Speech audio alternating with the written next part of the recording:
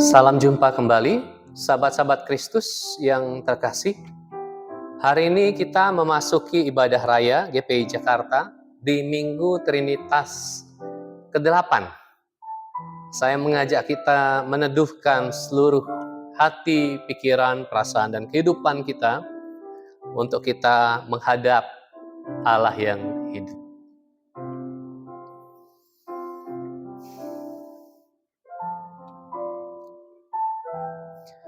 Mazmur 85 ayat 8 sampai 13. Perlihatkanlah kepada kami kasih setiamu ya Tuhan, dan berikanlah kepada kami keselamatan daripadamu. Aku mau mendengar apa yang hendak difirmankan Allah Tuhan. Bukankah Ia hendak berbicara tentang damai kepada umat-Nya dan kepada orang-orang yang dikasihinya, supaya jangan mereka kembali kepada kebodohan? Sesungguhnya keselamatan daripadanya dekat pada orang-orang yang takut akan Dia, sehingga kemuliaan diam di negeri kita. Kasih dan kesetiaan akan bertemu, keadilan dan damai sejahtera akan bercium-ciuman. Kesetiaan akan tumbuh dari bumi, dan keadilan akan menjenguk dari langit. Bahkan Tuhan akan memberikan kebaikan, dan negeri kita akan memberi hasilnya. Marilah kita dengan penuh keyakinan menyaksikan kasih setia Allah di tiap langkah hidup kita dengan memujikan pujian ini. Setiamu Tuhan, setiamu Tuhanku, tiada bertara. Di kala suka, di saat gelap, kasih-Mu Allahku tidak berubah. Kaulah pelindung abadi tetap. Setiamu Tuhanku mengharu hatiku. Setiap pagi bertambah jelas. Yang ku perlukan tetap Kau berikan, sehingga aku pun puas lelas. Ampunan dosaku damai abadi. Ampunan dosaku damai abadi. Kehadiran-Mu dan bimbingan-Mu, kini kekuatan dan besok harapan. Hujan berkat Kau beri padaku. Setiamu Tuhan, setiamu Tuhanku mengharu hatiku. Setiap pagi bertambah jelas. Yang ku perlukan tetap Kau berikan, sehingga aku pun puas lelas.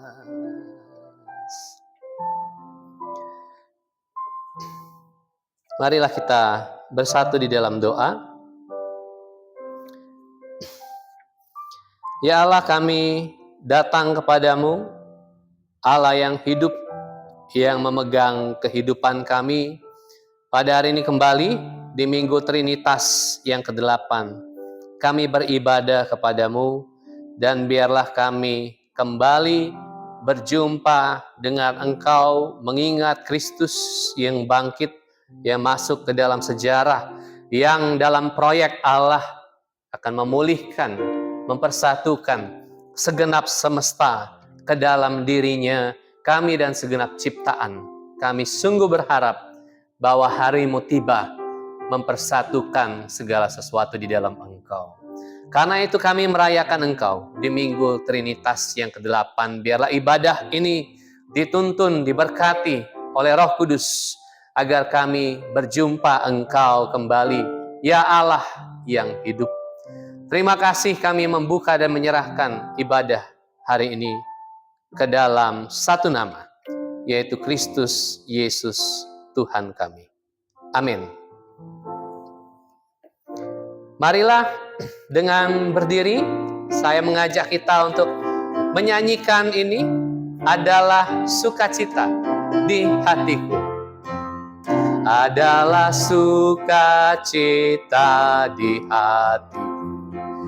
Di hatiku, di hatiku adalah sukacita di hatiku. Di hatiku selalu aku bersyukur, bersukacita. Kasih Yesus tinggal di dalamku.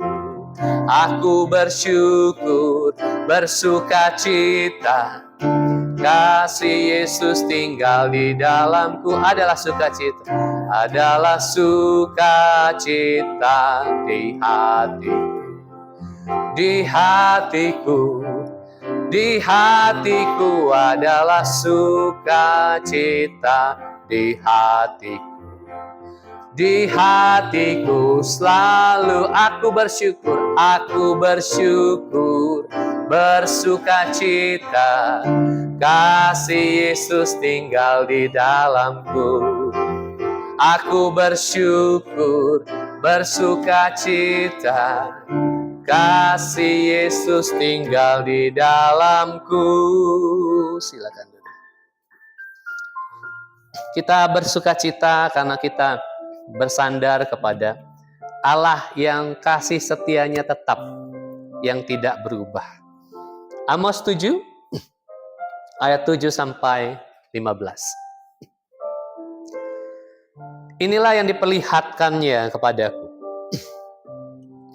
Tampak Tuhan berdiri dekat sebuah tembok yang tegak lurus dan di tangannya ada tali sipat.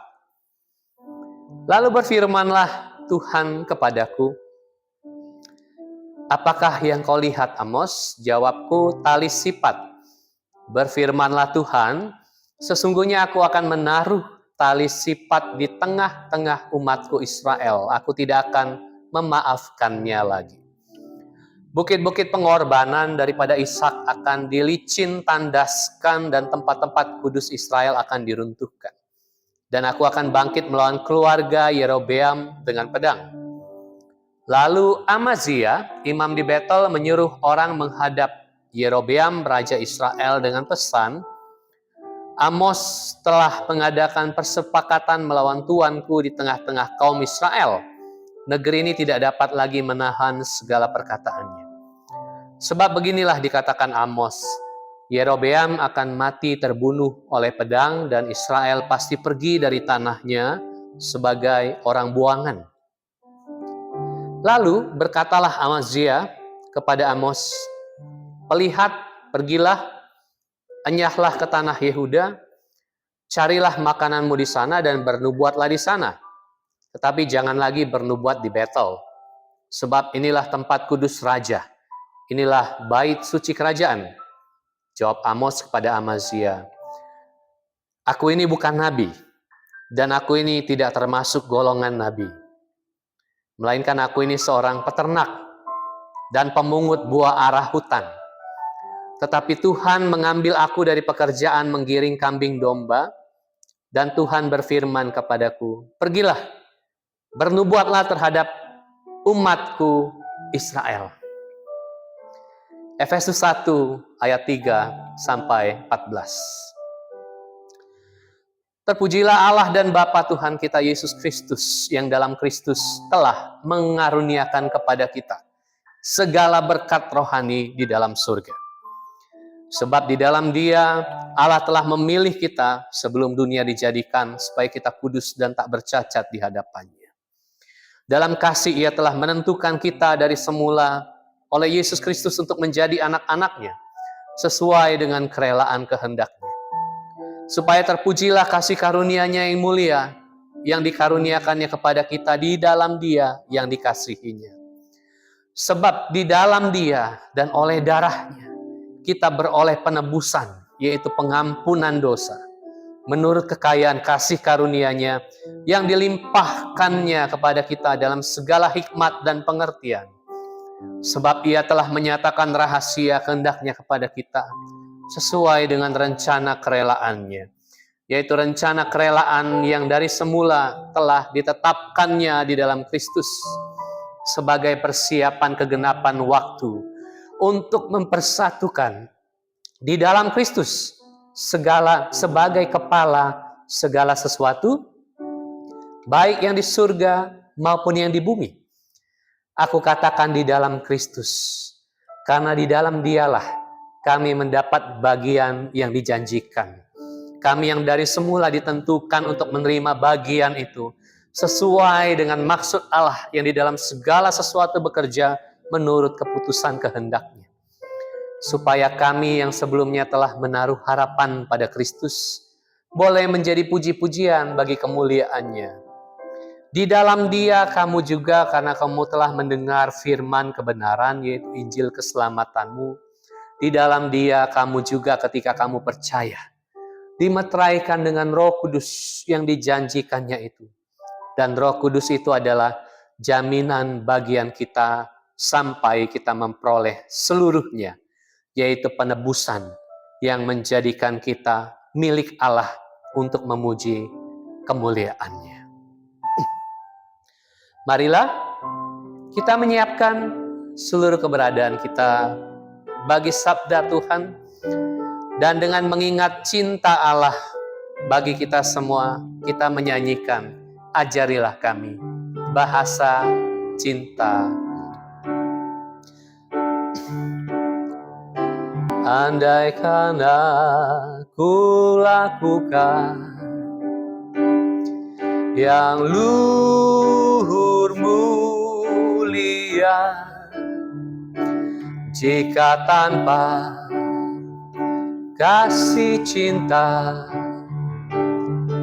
hampa tak berguna.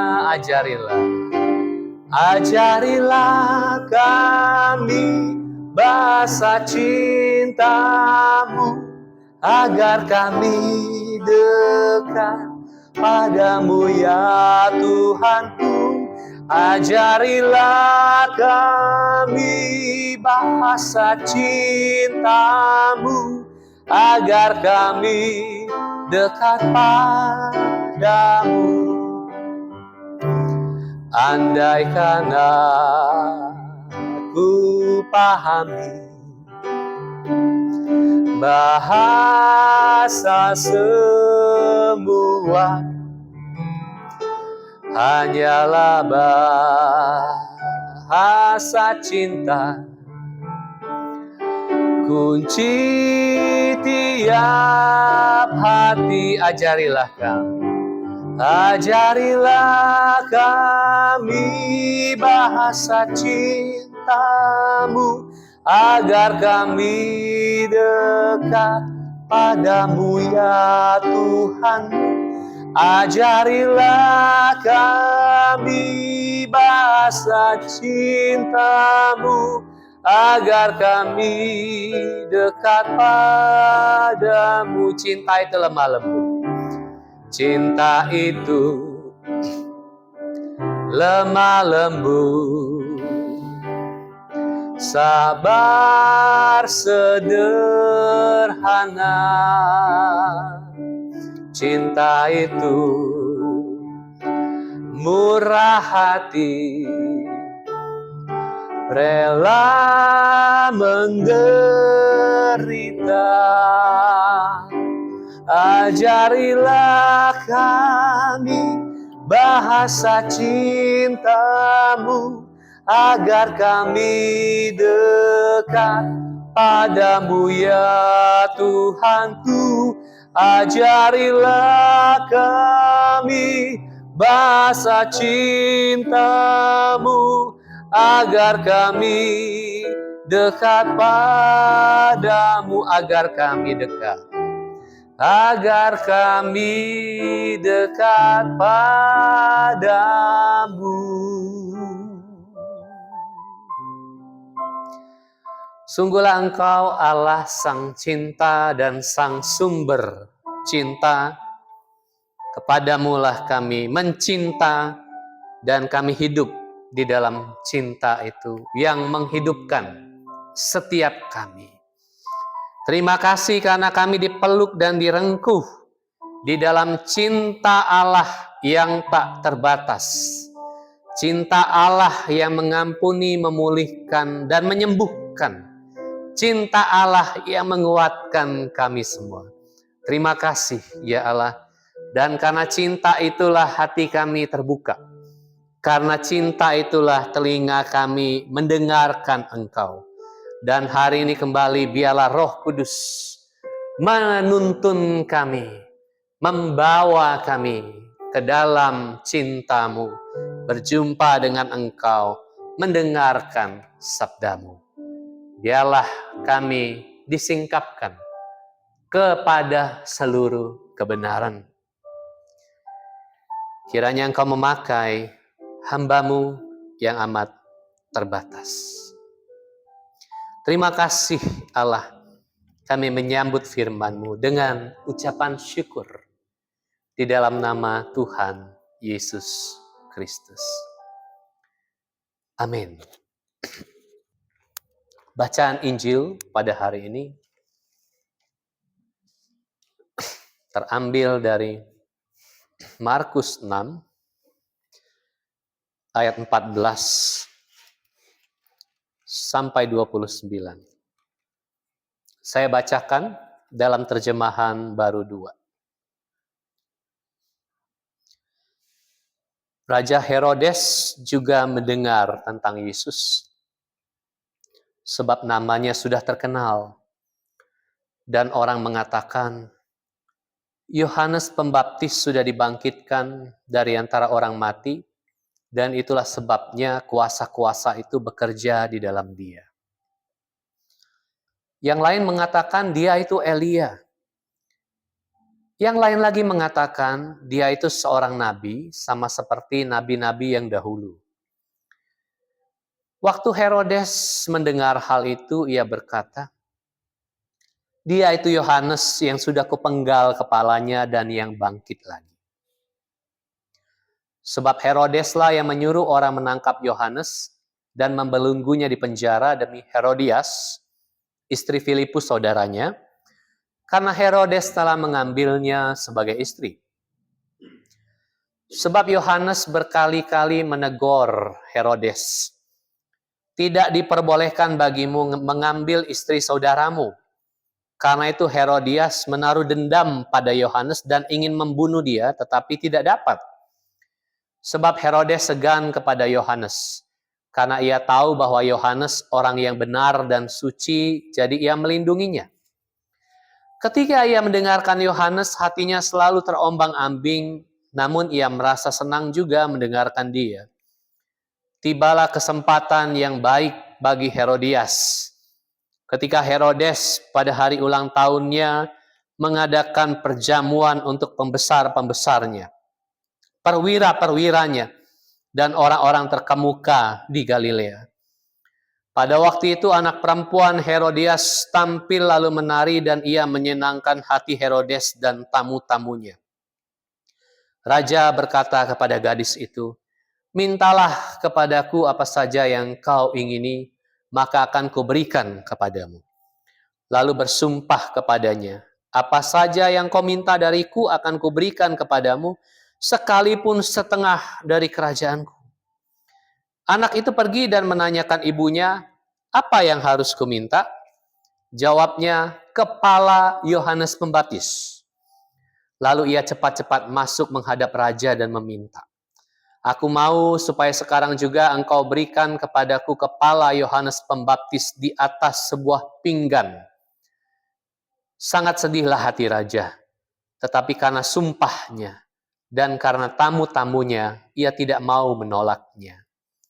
Raja segera menyuruh seorang algojo dengan perintah supaya membawa kepala Yohanes. Orang itu pergi dan memenggal kepala Yohanes di penjara. Ia membawa kepala itu di sebuah pinggan dan memberikannya kepada gadis itu, dan gadis itu memberikannya pula kepada ibunya. Ketika murid-murid Yohanes mendengar hal itu, mereka datang dan mengambil mayatnya, lalu membaringkannya dalam kuburan. Demikian pembacaan firman Tuhan.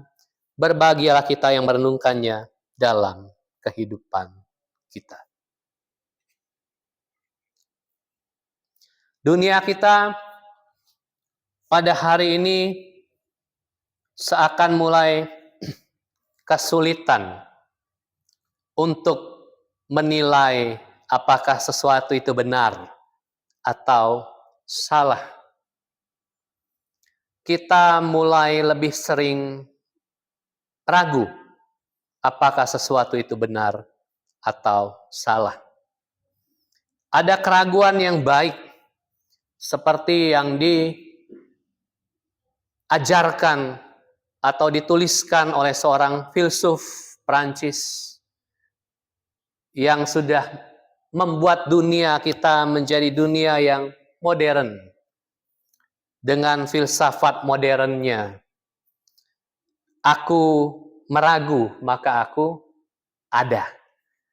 Karena keraguan yang metodikal itu, dia menyadari bahwa dia yang sedang meragukan segala sesuatu itu sendiri tidak dapat diragukan lagi.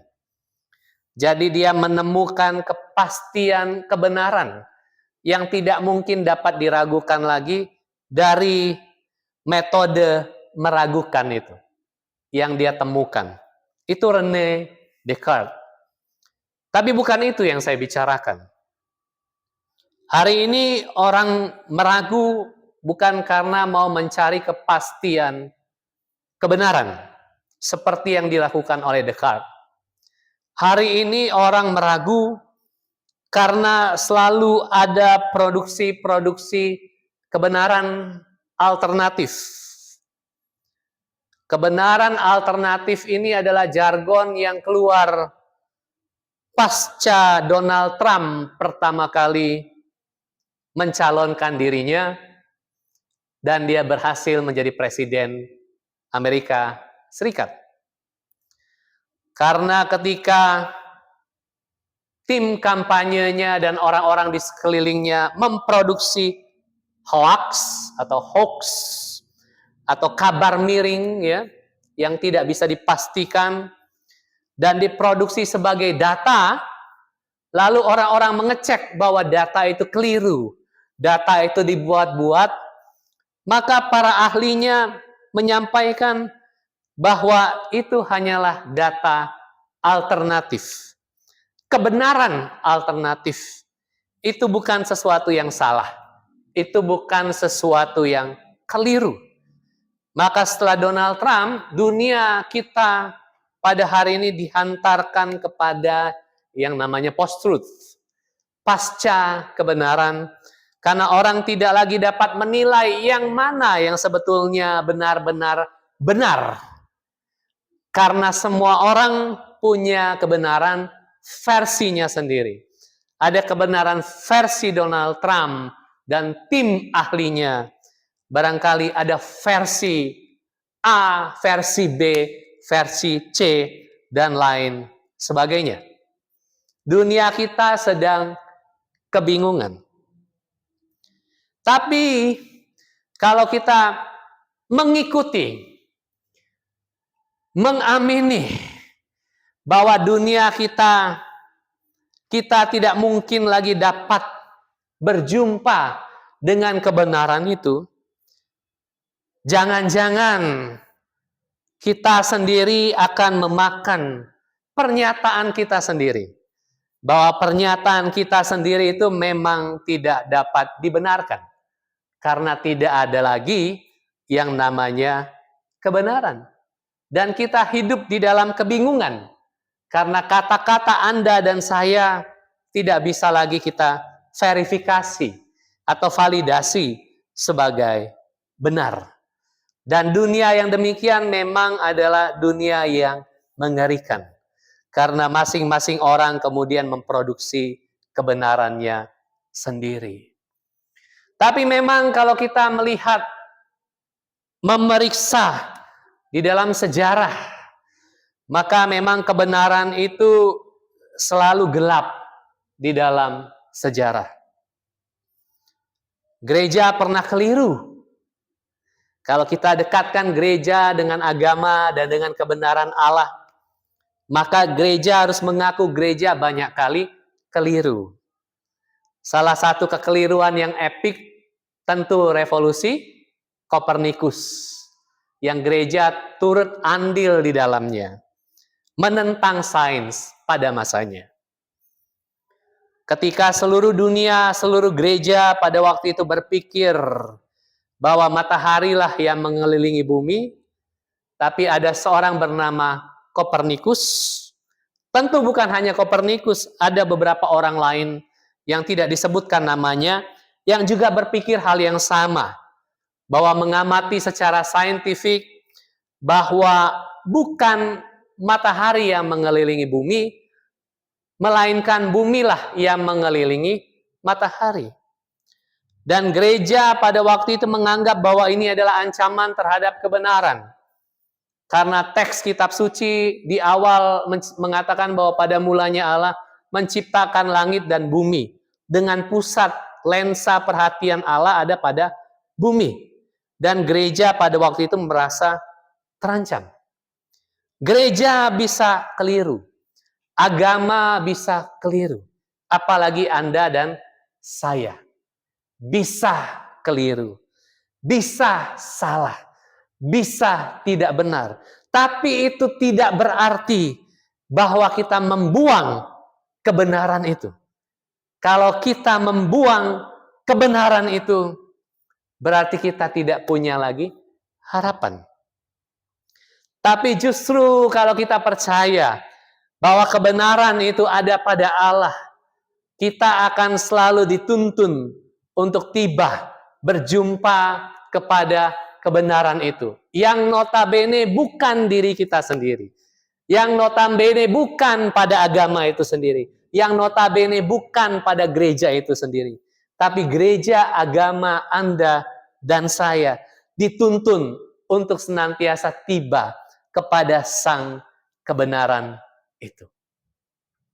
Maka menarik, Amos misalnya, dalam penglihatan yang dia terima dari Allah, penglihatannya sangat karikatural ya, sangat imajinatif, epik barangkali ya, sederhana. Dikatakan ada tembok di hadapannya, lalu di situ dia melihat bahwa ada Allah sedang memegang tali sipat di tengah-tengah tembok itu. Kalau kita sedikit melihat, tali sipat itu kalau saya tidak salah masih dipakai pada hari ini. Bahkan kalau Anda cek di marketplace online, tali sipat Anda ketik, Anda masih bisa menemukan. Berarti masih dipakai ya, tali pengukur. Bisa untuk mengukur konstruksi bangunan, bisa untuk mengukur kayu, dan kalau pada masa itu, tali pengukur itu di bawahnya ada timah. Timah berbentuk seperti peluru, ujungnya lancip, agak lonjong begitu ya, digantung begitu, lalu dia tegak lurus. Dari point of view itu kita akan melihat apakah suatu konstruksi bangunan itu rata atau tidak, atau miring. Dia mengandalkan berat dari gravitasi itu yang pasti tegak lurus, ya kan? Jatuh ke bawah untuk memeriksa konstruksi bangunannya atau kayunya rata atau masih miring. Dan di sana dikatakan bahwa Allah memeriksa umat pada waktu itu di bawah Raja Yerobeam, yang memang sudah meleset, yang sudah salah, yang sudah melenceng jauh dari Allah, karena mereka dengan bukit-bukit pengorbanannya masih mempersembahkan banyak hal kepada dewa-dewa lain, kepada banyak berhala. Tidak tahu apakah mereka masih mempersembahkan anak mereka dipotong di atas bukit itu. Tidak tahu, barangkali mungkin masih ada kejadian-kejadian yang begitu. Tapi di sana Allah kemudian marah karena mereka tidak setia. Lalu juga Amos pasal 4 ayat 1 mengatakan bahwa kekuasaan raja pada waktu itu, petinggi-petinggi memeras orang yang lemah, menginjak-injak orang yang miskin, dan mengubah keadilan menjadi racun yang pahit. Tidak ada keadilan pada masa itu, tapi orang-orang dipahitkan hidupnya. Maka Allah mengukur itu dan melihat bahwa mereka perlu menghadapi pembuangan pada waktu Israel dibuang. Tapi yang menarik bahwa pada masa itu sudah ada yang namanya buzzer-buzzer ya, pendengung-pendengung, istilah yang sebetulnya muncul di era kita ini ya, baru 5 tahun belakangan barangkali. Pendengung-pendengung istana, orang-orang yang menjadi corong kekuasaan untuk mengafirmasi apapun yang dinyatakan oleh kekuasaan, oleh istana, oleh penguasa, oleh kerajaan. Dan di situ ada seorang imam yang namanya Amazia, yang selalu mengatakan iya apapun yang dikatakan oleh raja. People pleasing, barangkali begitu dalam istilah kita pada hari ini.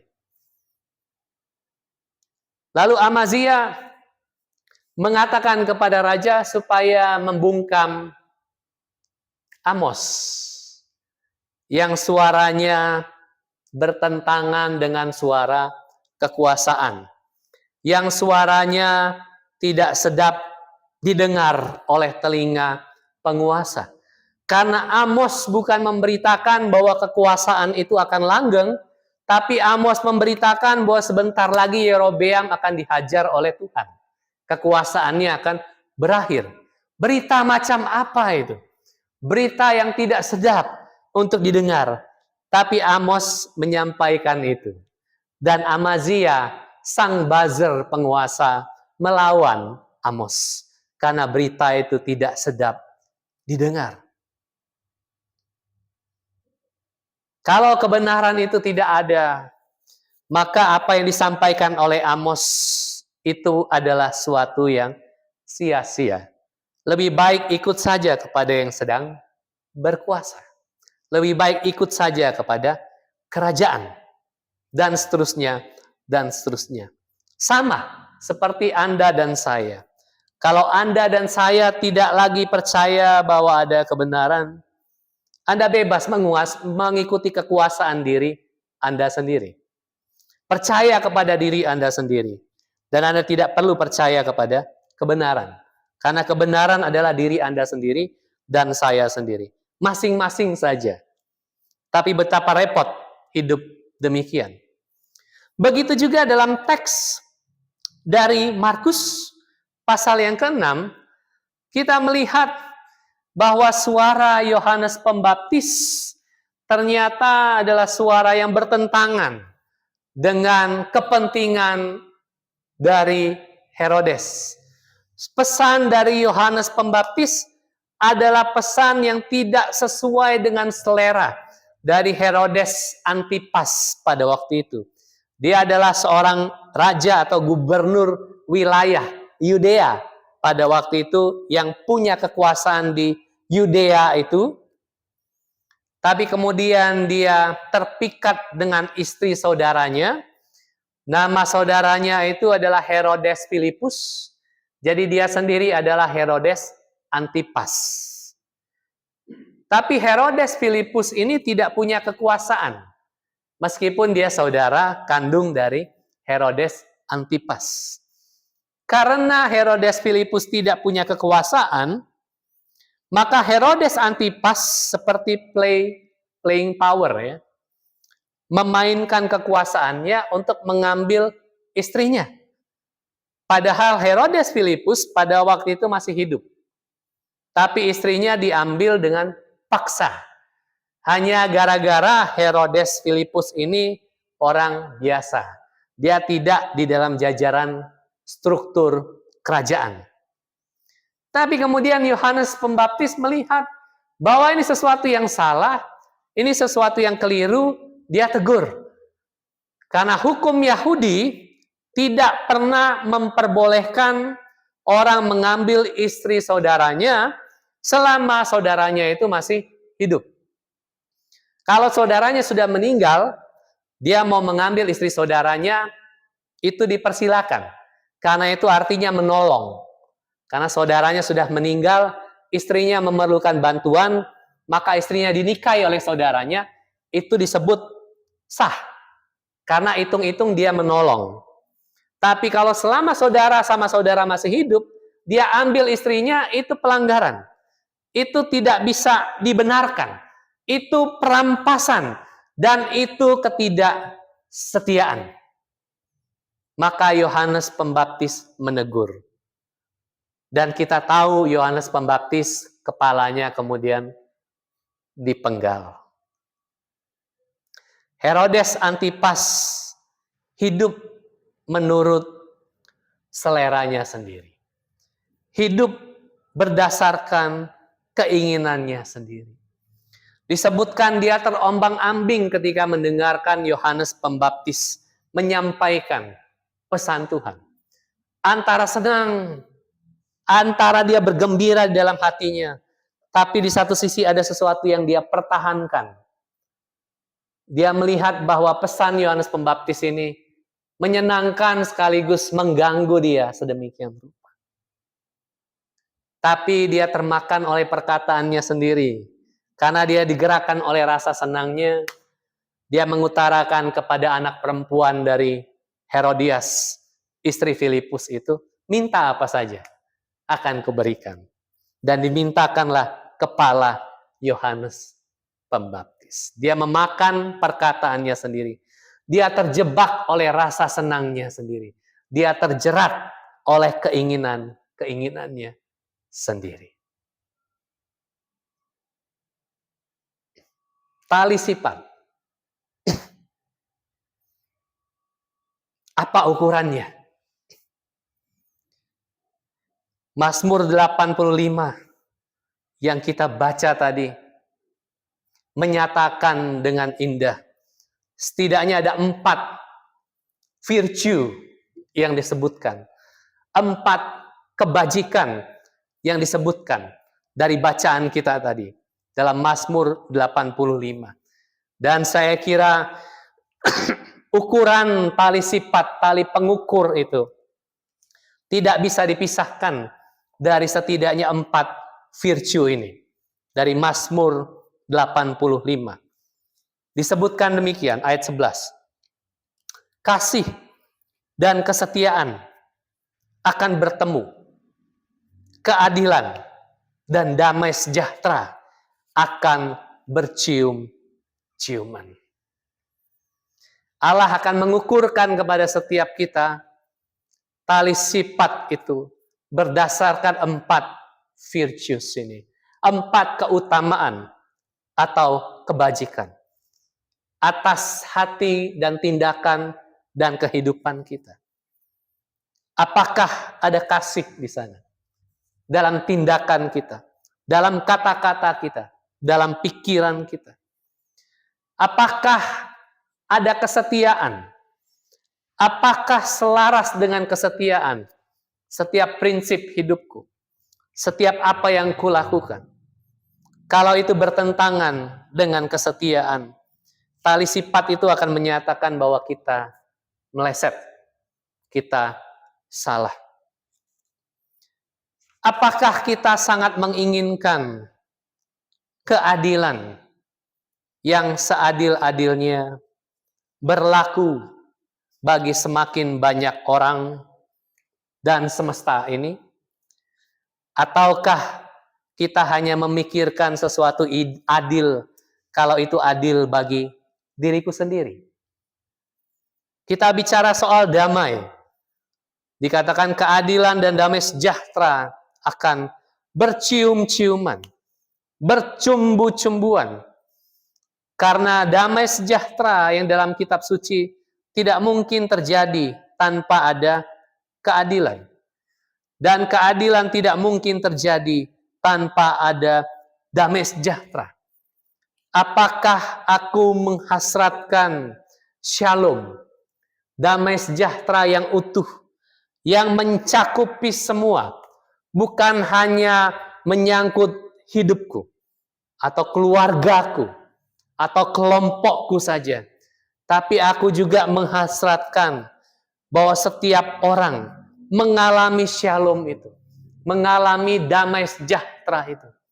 Kalau keinginanku terarah ke sana, kiranya tali sifat Allah itu akan berlaku tegak lurus dan didapati kita lurus di hadapannya.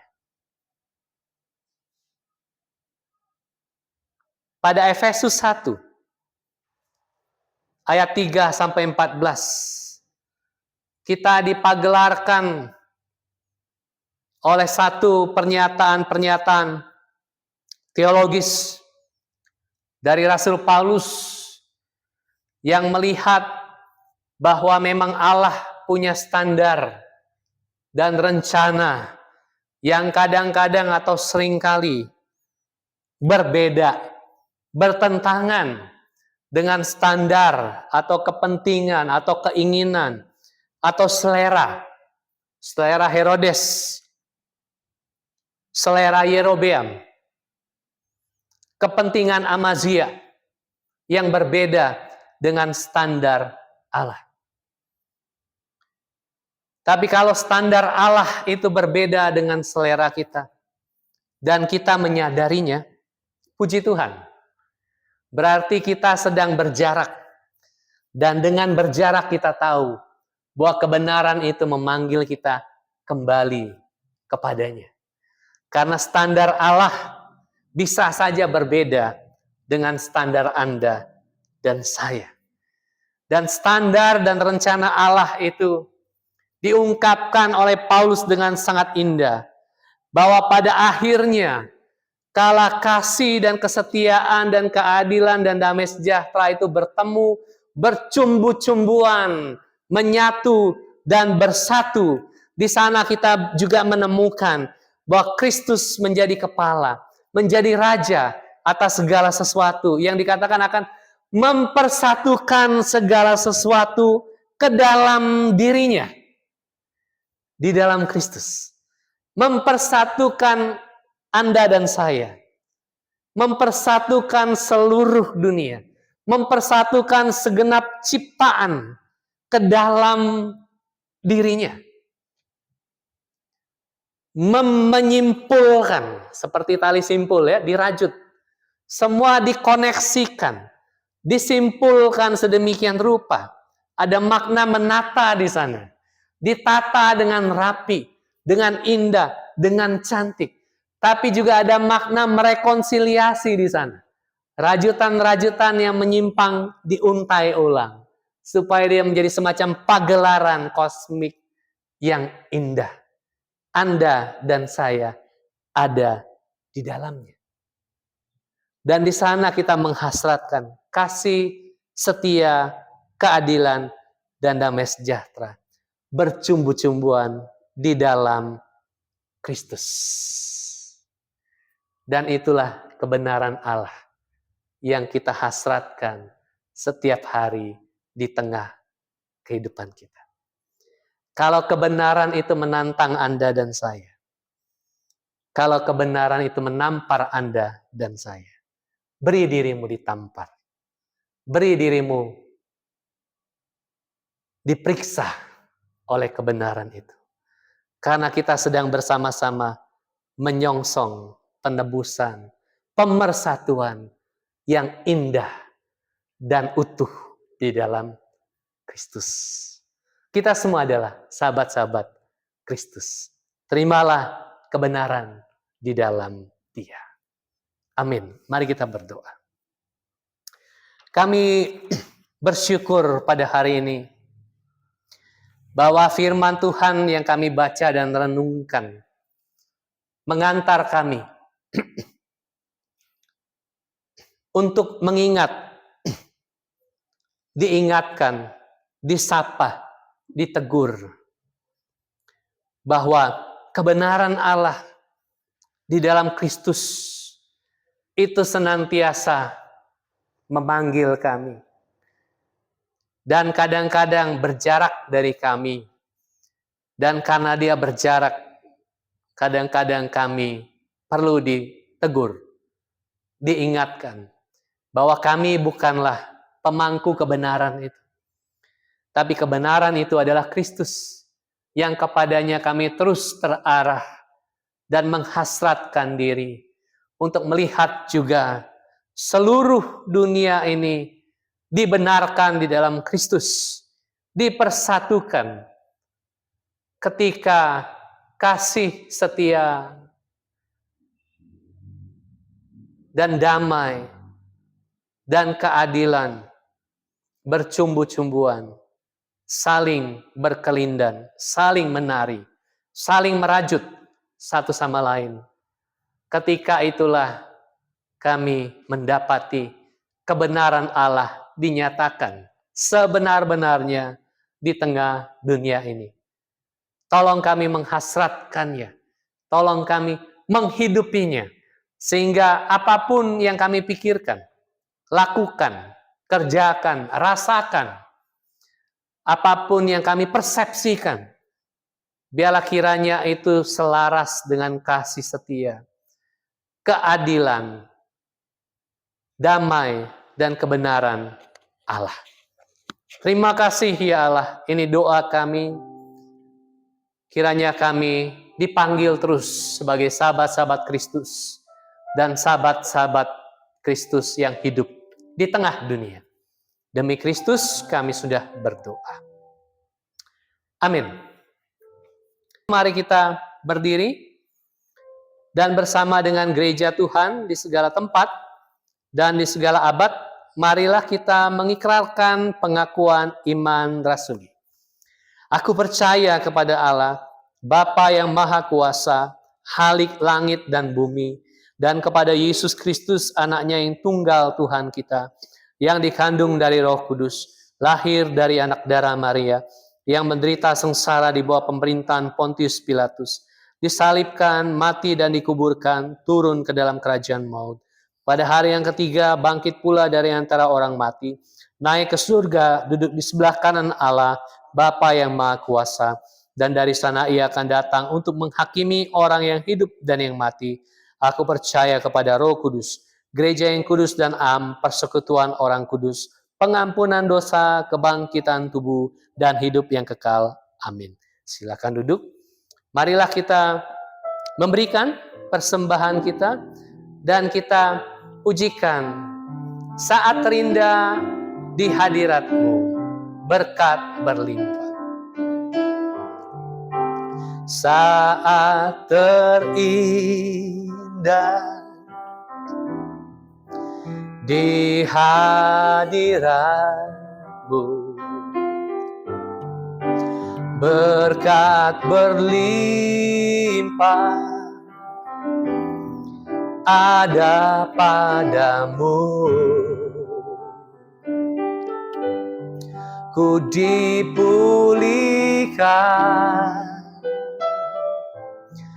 dan dibarui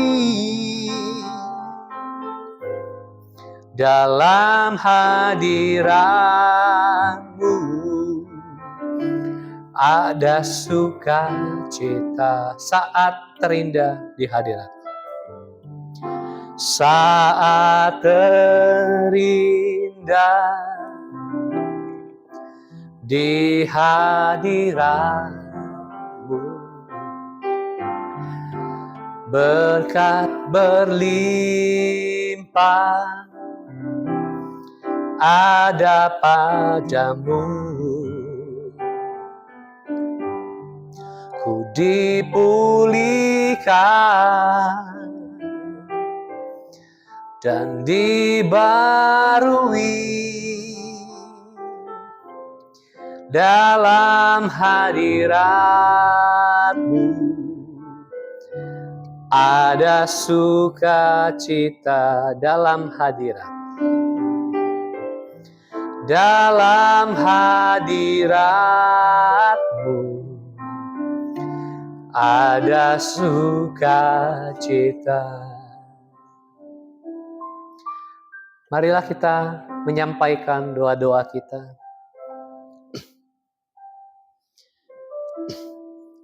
Kami bersyukur kepadamu, ya Allah.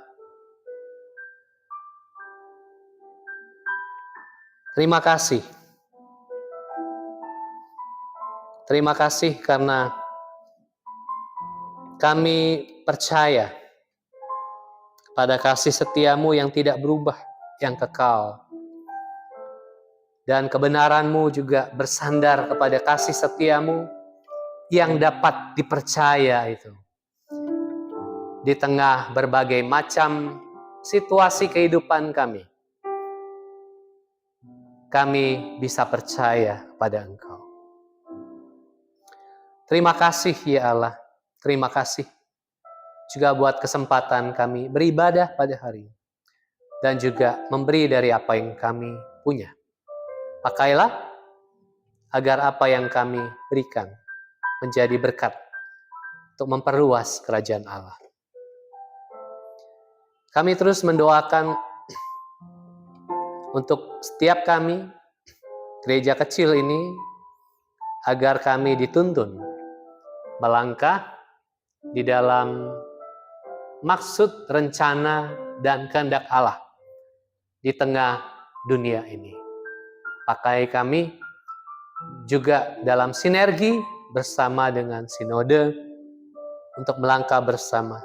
Lebih luas lagi, bersama dengan gereja-gereja Tuhan di seluruh dunia untuk bersama-sama merajut kasih, damai, sejahtera di dalam pengharapan bahwa kebenaran Allah dinyatakan dengan indah, dengan utuh, dengan sempurna ke tengah dunia ini.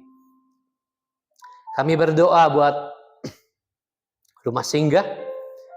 Tuhan pakai rumah singgah ini agar menjadi alat penyambutan bagi orang-orang yang ditolak di rumahnya, di masyarakat barangkali, tempat tinggalnya, di lingkungannya. Mereka yang mengalami kekerasan atau dipersekusi, mereka yang tidak punya tempat tinggal. Biarlah mereka dipertemukan dan mengalami sambutan sederhana dari rumah singgah ini. Pakailah, ya Tuhan. Kami mendoakan juga buat situasi negeri kami. Kami berdoa biarlah semakin banyak orang yang mengalami rahmat Allah, yang mengalami kasih Tuhan. Mereka yang mengalami hidupnya barangkali diinjak-injak oleh kekuasaan yang di atas mereka. Biarlah mereka mendapatkan pembebasannya.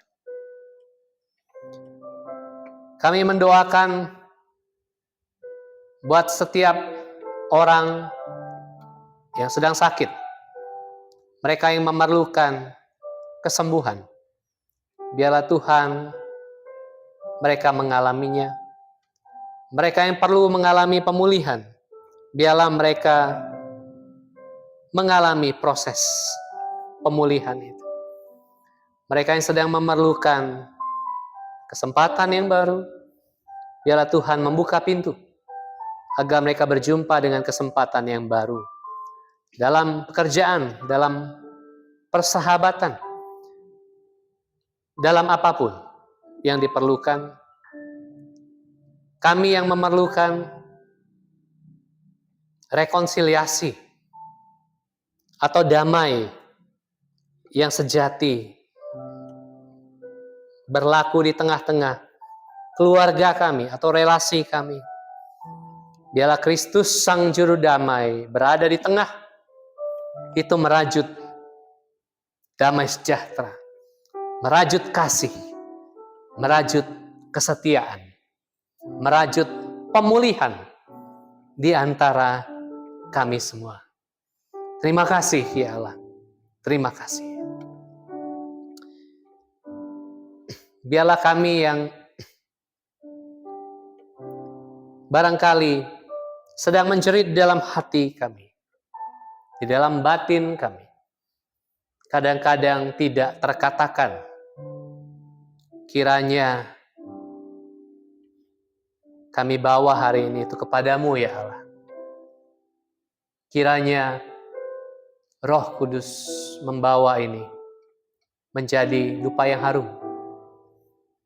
Keluhan yang tak terucapkan, kiranya menjadi doa pada Engkau, Allah yang hidup. Setiap harapan, setiap hasrat, biarlah kami memberi diri untuk menyelaraskannya dengan maksud dan kehendak Allah bagi setiap kami. Ini doa-doa kami. Kiranya Engkau menjawabnya seturut kehendak. Kami mengalaskan doa kami ini sesuai dengan doa yang diajarkan oleh Tuhan Yesus untuk kami berdoa. Bapa kami yang di surga, dikuduskanlah namamu, datanglah kerajaanmu, jadilah kehendak-Mu di bumi seperti di surga. Berikanlah kami pada hari ini makanan kami yang secukupnya, dan ampunilah akan kesalahan kami, seperti kami juga mengampuni orang yang bersalah kepada kami. Dan janganlah membawa kami ke dalam pencobaan, tetapi lepaskanlah kami daripada yang jahat, karena Engkau-lah yang punya kerajaan dan kuasa dan kemuliaan sampai selama-lamanya. Amin. Mari kita berdiri dan dengan keyakinan kita menyanyikan bahwa Tuhan adalah kekuatanku, bersama Dia ku tak akan goyah. Tuhan adalah kekuatanku, bersama Dia ku tak akan goyah. Ku kan terbang tinggi bagai Raja Wali, melakukan perbuatan yang besar. Tuhan adalah kekuatan. Tuhan adalah kekuatanku, bersama Dia ku tak akan goyah. Ku kan terbang tinggi bagai Raja Wali, melakukan perbuatan yang besar. Ku kan terbang tinggi bagai Raja Wali, dan melayang tinggi dalam kemuliaannya. Biar bumi bergoncang dan badai menerpa, ku kan terbang tinggi bersama Dia. Ku kan terbang tinggi, ku kan terbang tinggi bagai Raja Wali, dan melayang tinggi dalam kemuliaannya. Biar bumi bergoncang dan badai menerpa, ku kan terbang tinggi bersama Dia. Ku kan terbang tinggi bersama Dia. Ku kan terbang tinggi, ku kan terbang tinggi bersama Dia.